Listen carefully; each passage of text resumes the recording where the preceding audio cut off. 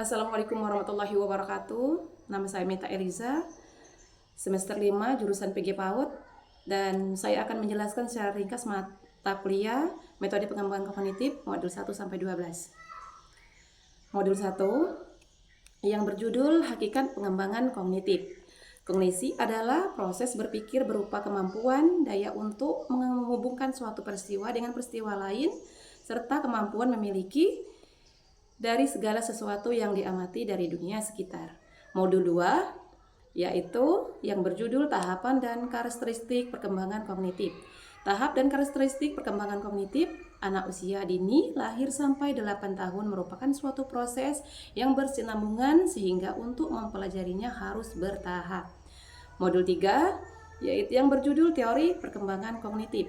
Piaget mengemukakan bahwa perkembangan kognitif bukan hanya hasil kematangan organisme, bukan pula pengaruh lingkungan saja, melainkan interaksi antara keduanya.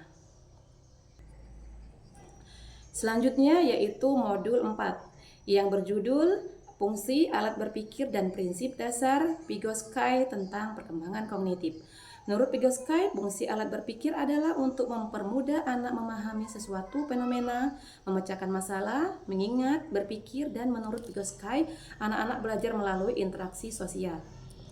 Selanjutnya modul 5 yang berjudul Membangun Pengetahuan Anak dengan cara meniru dan mengamati apa yang dilihat seperti kegiatan, praktik langsung, cerita dongeng, tanya jawab, dan kegiatan proyek bermain dan demonstrasi.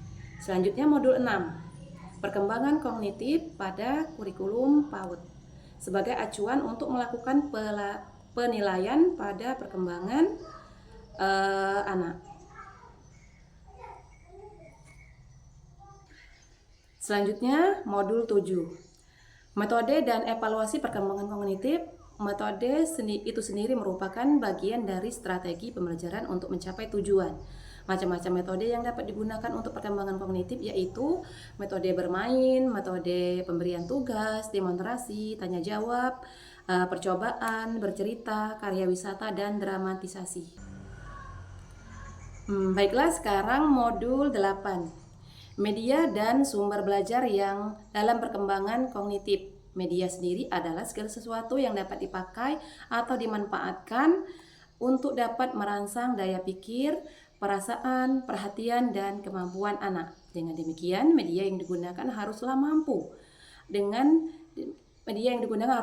membawa anak pada dunia mereka. Dunia yang bebas, dunia yang murni, untuk menciptakan berbagai hal yang kreatif, berekspresi, bermain, dan belajar.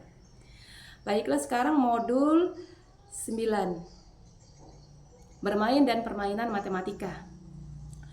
Permainan matematika akan berpengaruh pada perkembangan sosial, emosional, fisik, persepsi, visual, spasial, dan kreativitas, dan tentunya pada perkembangan kognitif anak. Baiklah, sekarang modul ke-10, bermain dan permainan Shen. Hakikat pengembangan Shen adalah kegiatan belajar sambil bermain yang menyenangkan dan menarik melalui pengamatan, penyelidikan, percobaan untuk mencari tahu atau menemukan jawaban tentang segala sesuatu yang ada di dunia sekitar. Selanjutnya modul 11. Pengembangan kreativitas anak usia dini. Kreativitas adalah kemampuan untuk memikirkan sesuatu dengan cara-cara yang baru dan tidak bisa serta melahirkan suatu solusi yang unik terhadap masalah-masalah yang dihadapi anak. Selanjutnya modul 12. Modul 12 yaitu profil kemampuan kognitif, merupakan kemampuan seseorang untuk memahami, berpikir, dan memecahkan masalah.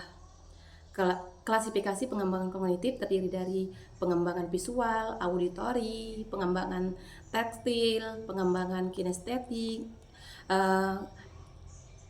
pengembangan geometrik, dan pengembangan aritmetika, pengembangan sains pemula.